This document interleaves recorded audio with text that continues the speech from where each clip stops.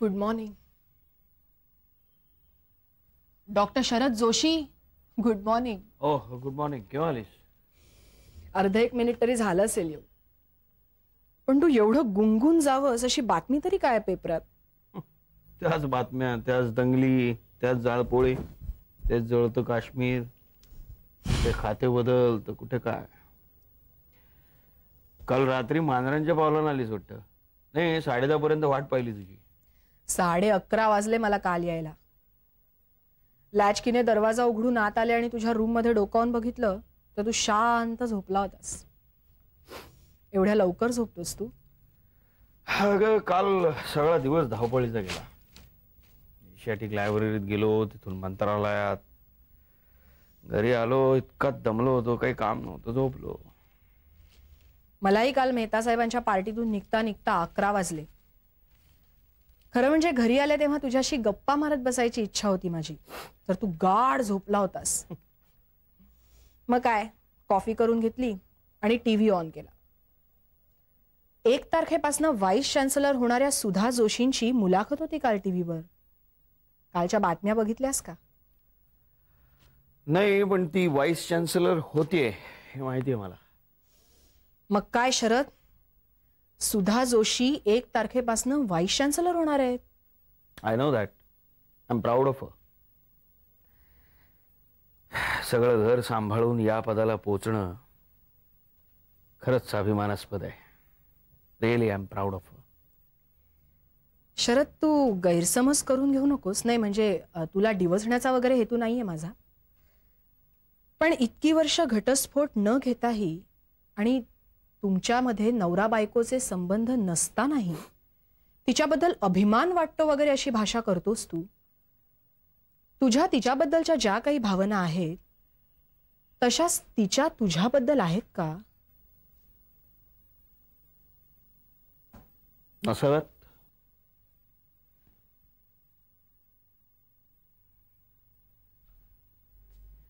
शरद, याची तुला खंत नाही वाटत? वाटते ना, नक्की वाटते. पण दुर्दैवानं दोष माझाच आहे. नवरा बायको संबंधांवर उपदेश करण्याचा अधिकार खरं म्हणजे मी कधीच गमावलाय. पण तरीही तुझी आपल्याकडे नवरा बायकोंमध्ये वितुष्ट निर्माण झालं की त्या पर्टिक्युलर विशिष्ट प्रसंगावरून त्या नवरा बायकोकडे बघण्याचा दृष्टिकोन बदलतो. त्या विशिष्ट प्रकारावरून ती स्त्री किंवा तो पुरुष लगेच वाईट ठरतो. तसं नसतं म्हणाल. त्या पर्टिक्युलर प्रसंगामुळे त्या स्त्रीची किंवा त्या पुरुषाची चांगली बाजू संपत नसते. अंडरस्टँड? नाही, हे तू मला विचारलंस म्हणून सांगतोय. म्हणाल मी त्रयस्थपणे ज्यावेळी या प्रसंगाकडे बघतो ना,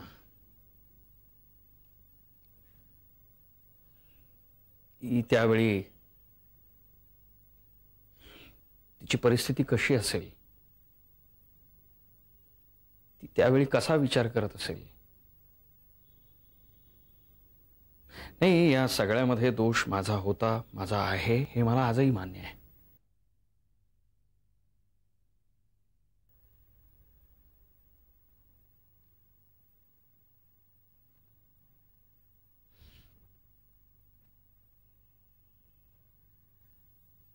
म्हणाल मी घरातून बाहेर पडल्यावर माझ्या मुलीला तिची स्वतःची आई नसताना स्वतःच्या आईसारखी माया केली तिच्यावर. तिला मोठं केलं माझ्या 2 दुसऱ्या मुलींसारखंच. तिला कधीही हे जाणवू सुद्धा दिलं नाही की ती तिची सख्खी आई नाही.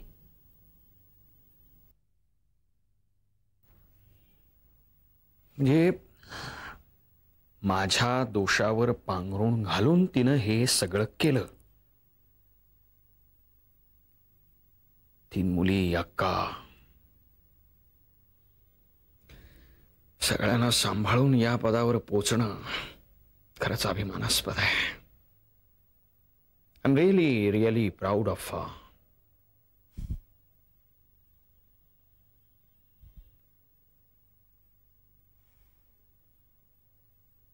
शरद, माझं काही सुधाशी भांडण नाहीये, मला रागही नाहीये तिचा.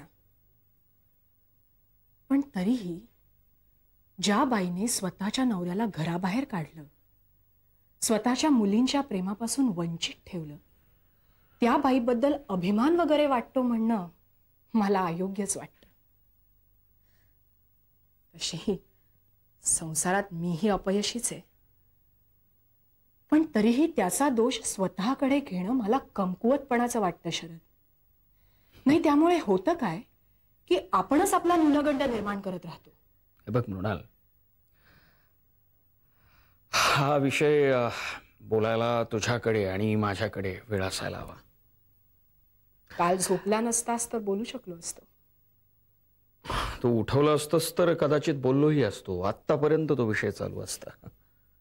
एनिवे, मला डॉक्टर सरदेसाईंकडे जायचंय. उशीर होतोय. आंघोळ करायची. Have a good day.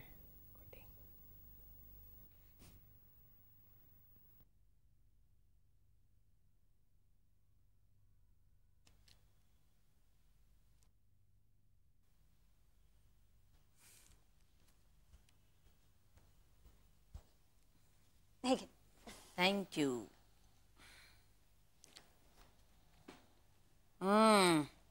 वा, आता याच्या पुढे ना अक्काऐवजी मी तुलाच सांगत जाईन ना कॉफी करायला. काय ग, विरूचा प्रीमियर कसं झाला ते मला सांगितलं नाहीस. नाही म्हणजे कोण कोण आलं होतं, काय काय झालं, मी का ओळखत नाही कोणाला म्हणून. खूप छान झाला ग, खूप मजा आली. वीरू तर ना मूर्तिमंत उत्साह आहे. आळसाचा लवलेश नसतो खरंच कुठेही. सारखं डोक्यात असतं हे करायचंय ते करायचंय, असं करून बघू तसं करून बघू. आणि एकदा एखादी गोष्ट करायची ठरवली ना की मग ती कशीही करायची. मग त्यासाठी कितीही कष्ट पडले, कितीही पैसा खर्च झाला तरी ती करायची, दणक्यात करायची. त्या दिवशी आम्ही शॉपिंगला गेलो होतो ना. शॉपिंग?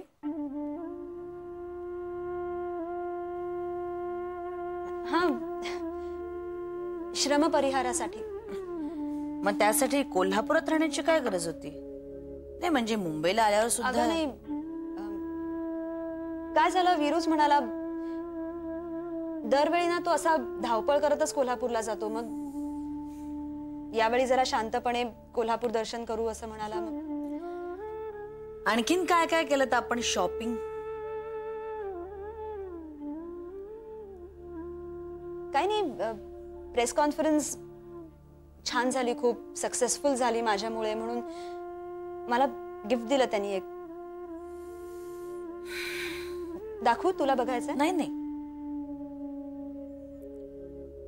बघूया कधीतरी नंतर. तशी तू कोल्हापूरला माझ्या इच्छेविरुद्धच गेली होतीस. मी तुझी परवानगी घेतली होती. अच्छा. हे बघ, प्रेस कॉन्फरन्स अरेंज करणं हा येरा गबाळ्याचं नसतं काम.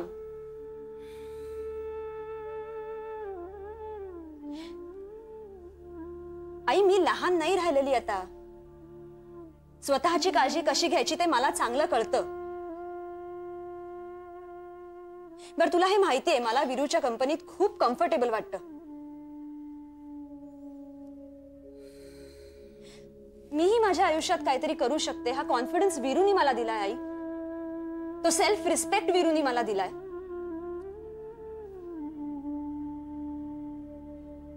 मला कळत नाही तुझा त्याच्यावर एवढा राग काय आहे.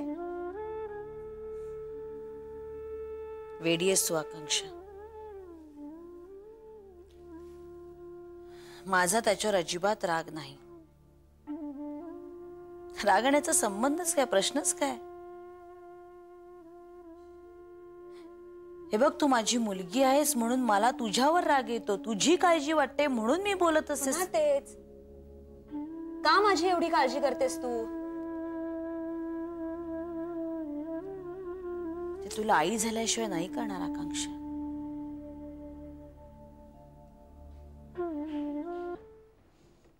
मेरे साजन हैं उस पार, मैं इस पार हूं मनमार, ओ मेरे माजी अब की बार ले चल पार. मेरे साजन हैं उस पार. काय शोधताय? काय नाही. काय रे बाबा, हा मिक्सर तू काय वर्षोनवर्ष रिपेअर करणार आहेस की काय? हल्ली तुम्हाला गॅरेज मध्ये घेत नाहीस ना, त्यामुळे मग नटबोल्ट टाईट करण्याची सवय कायम राहावी म्हणून आपलं काहीतरी करतोय. तेच मी बघत होतो. हो काय? बापाला शिकू नका, ते बघत नव्हतास तू. मी तुला काहीतरी विचारल्यानंतर तू वळून बघितलंस. हा, तू काहीतरी शोधतोयस. करेक्ट. मातोश्री कुठे आहेत? मातोश्री लायब्ररीत गेल्यात. का रे? काय नाही, मला भूक लागली होती. अरे मग पल्लूला नाही का सांगायचं बाहेर जायच्या आधी नाश्ता वगैरे कर म्हणून? नाही, तेव्हा मला भूक नव्हती. अरे मग हॉटेल आहेत गावात, जायचं का? मी तुला कंपनी देतो. चल. नाही, नको, राहू दे. काय रे किरण, परवा रात्री किती वाजता आलास घरी? का? नाही नाही, रात्री उशिरापर्यंत बाहेर थांबू नये, सिगरेटी फुंकू नयेत, दारू ढोसू नये, हे मी सांगण्याची माझी लायकी नाहीये. कारण माझ्या वर्तणुकीमुळं मी तो अधिकार केव्हाच गमावलेला आहे. पण किरण, एक गोष्ट लक्षात ठेवायची, तुझ्या आईला मात्र मी सदैव नीटपणे सांभाळलेला आहे. तिला मी कधीच... तू बरा आहेस ना? आईनं तुला सांभाळलं, तिने तुला समजून घेतलं. पण हे मला आत्ता सांगायची गरज काय? नाही नाही, आईनी सांभाळ म्हणजे तू हे जे काय म्हणतोयस ना ते खरं आहे असं पण ठरून चालूया. नाही नाही, आमची भांडणं झाली बरं का. हो, पण ती कशी अगदी चवीपुरती. अरे एका रात्रीत मिटून टाकायची भांडणं बिंडणं. हे तू मला का सांगतोयस? कारण तुम्हा दोघांचा संसार सुखी व्हावा अशी बाप या नात्यानं माझी इच्छा आहे. हे बघ, पल्लू सारखी गोड बायको तुला मिळा... काय झालं? काय नाही, तू सुनेचं कौतुक करतोयस, मी जातो. विषय बदलायचा नाही. काय बिनसलंय का रे तुम्हा दोघांचं? काय नाही. मी काय डोळे बंद करून आणि कानात बोळे खुपसून राहत नाही या घरात. काहीतरी बिनसलं एवढं नक्की आहे आणि त्याला तू जबाबदार असला पाहिजेस. हे तू कशावरून म्हणतोयस? कारण गेले 2 दिवस पल्लू माझ्याशी नीट बोलत नाहीये, तुटकपणे वागते. तुझ्याशी? म्हणजे तुझ्याशी ती तशीच वागते? नाही रे, मी जातो. थांब थांब, तू जर का तिच्याशी बोलत असतास ना तर तिला सांगितलं असतंस खायला काहीतरी कर म्हणून. ती बाहेर पडल्या पडल्या तुला भूक नसती लागली. तुझा काहीतरी गैरसमज होतोय. आमचं भांडण वगैरे काही झालेलं नाहीये. हो हो काय? नाही नाही, चांगलं आहे. म्हणजे तू म्हणतोस ते खरं असेल तर आनंदच आहे. पण मग किरण, पल्लूच्या तोंडाला कुलूप काय? ते तू तिला विचार.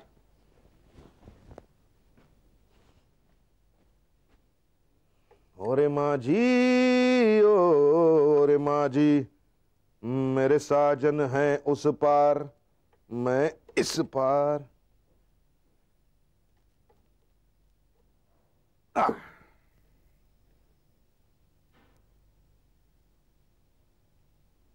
इथे फॉल्ट आहे. आले आले.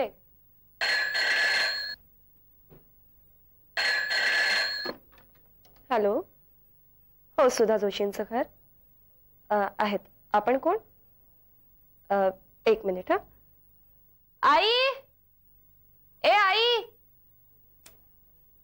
हॅलो, हा, 1 मिनिट थांबा. आई, आई ग. काय ओरडू नकोस. काय झालं? अगं, कर्णिक म्हणून कुणाबाईंचा फोन आहे. कुणाबाईंचं काय? सेक्रेटरी आहे माझी. हॅलो, सुधा जोशी बोलते. हो, बोला बोला. हो का? बरं बरं. हो ठीक आहे, काही हरकत नाही. हो ओके ओके, थँक्यू. हो, गुड डे, बाय. काय ग, काही विशेष?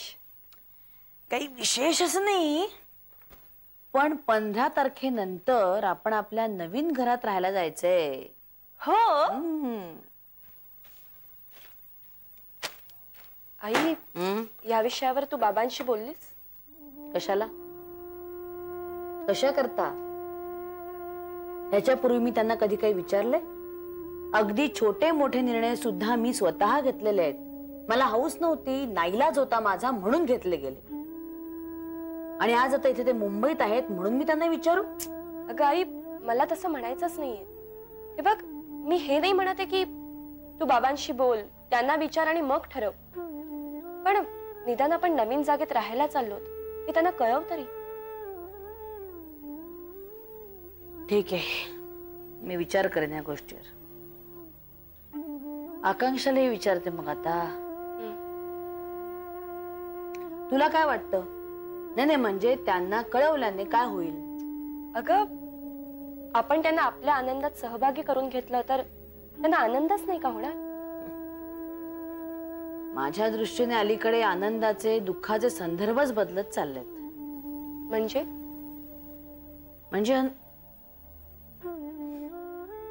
म्हणजे काही नाही, आता आपापल्या कामाला लागा, आटपा आणि आम्हालाही काम आटपू दे. चल चल चल उठ. आई, पण माझ्या प्रपोजलवर विचार न.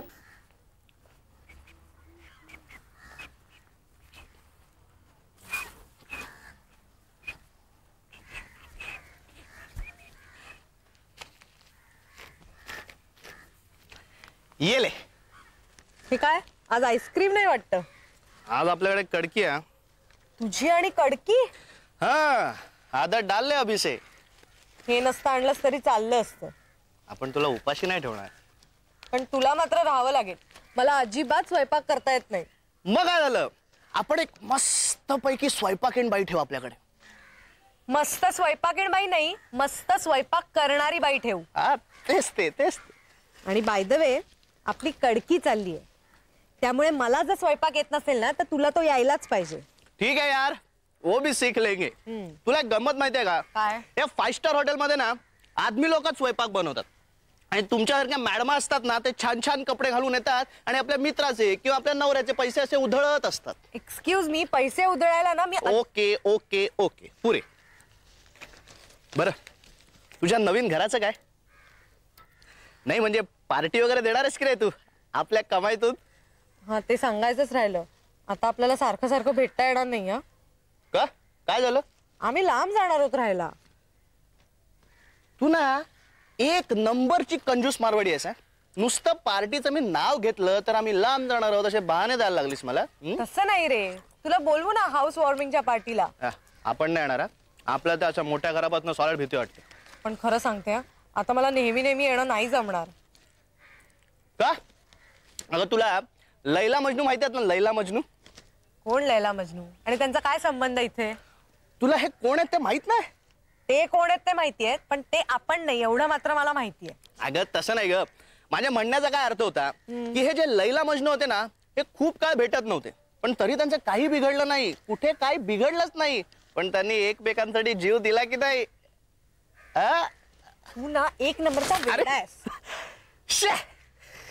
आई शपथ, एक तर कडकी होती आणि सगळे सांडवलंच डाळे. ठीक आहे, हरकत नाही. हे घे, आपण दोघं एकत्र खाऊ. चल.